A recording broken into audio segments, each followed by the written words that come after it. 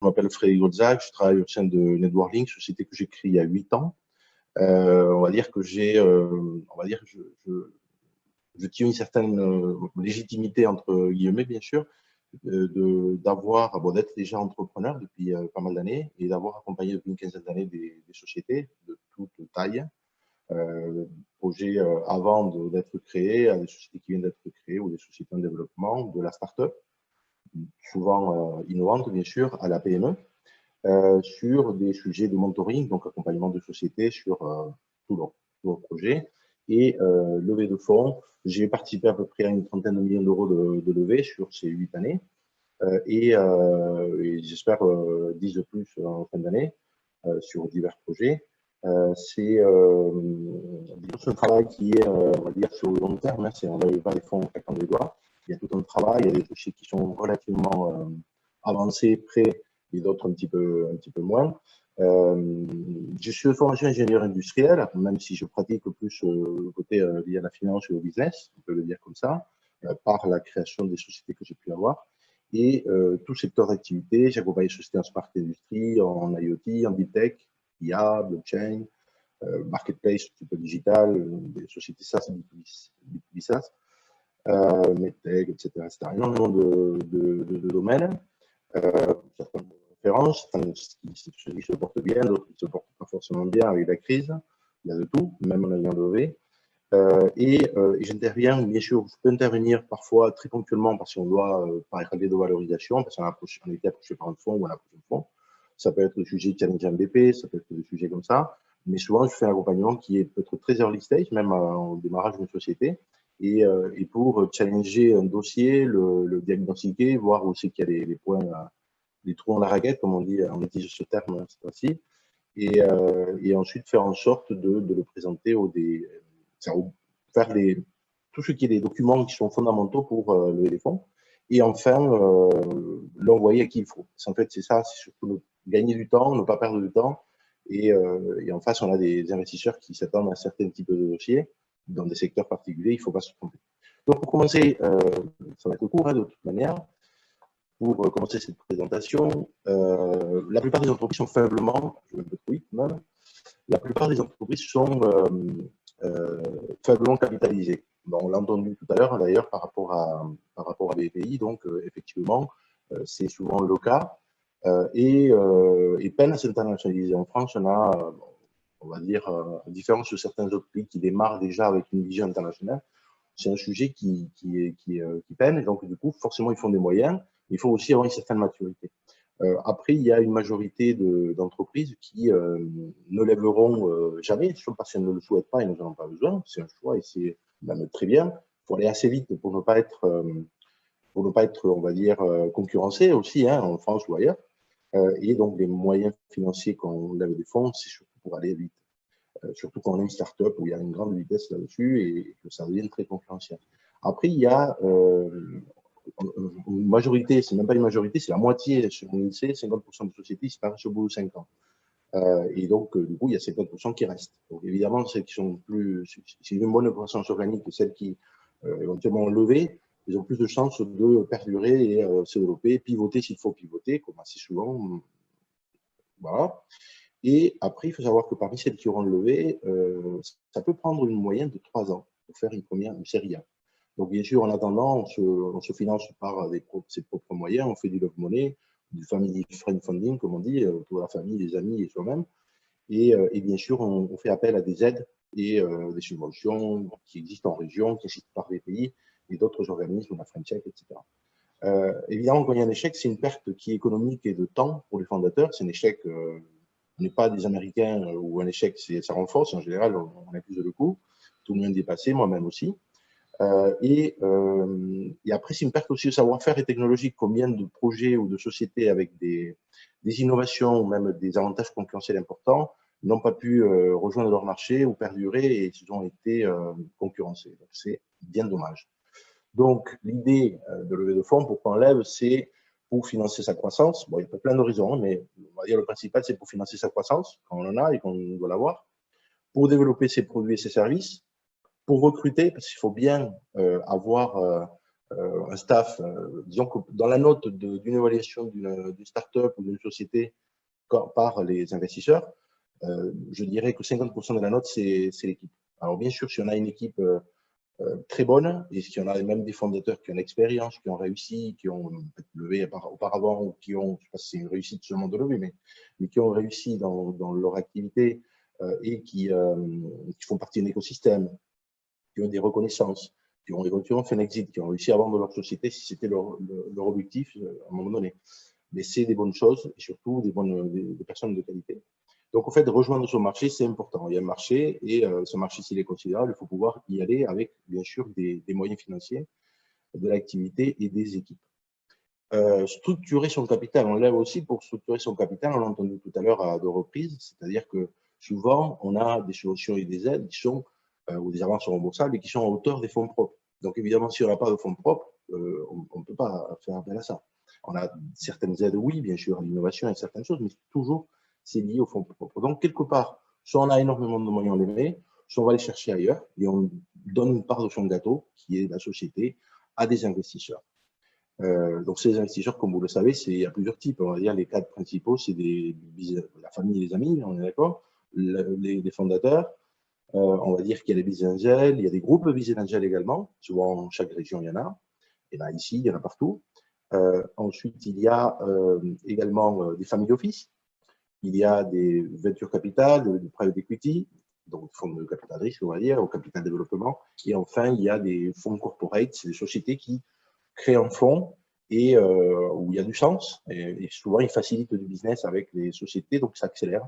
Donc, c'est une bonne chose aussi, sans donner trop de part, évidemment, à un corporate, parce que sinon, ça ferme les portes pour après avec des investisseurs, on va dire, financiers par la suite. Donc, il y a une certaine mesure.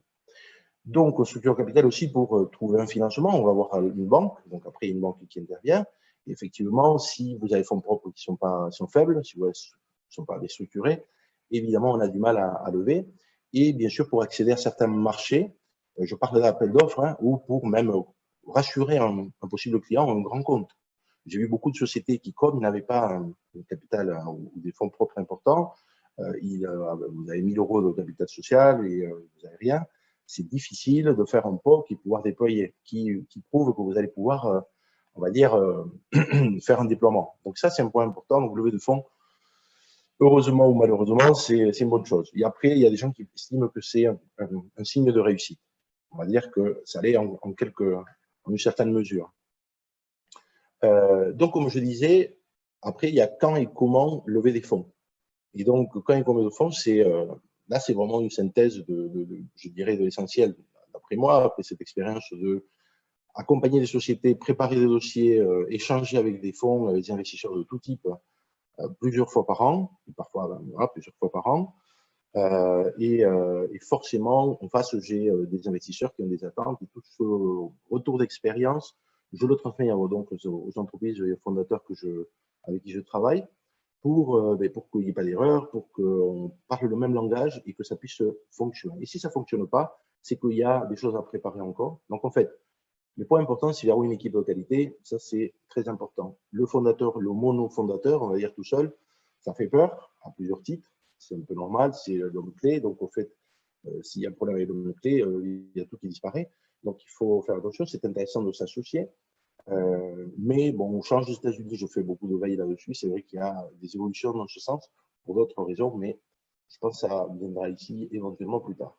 En tout cas, il faut avoir une proposition de valeur forte, c'est-à-dire répondre, avoir une solution, service, produit, n'importe, qui répond à des problématiques, c'est-à-dire que ça montre vraiment que vous pouvez apporter quelque chose.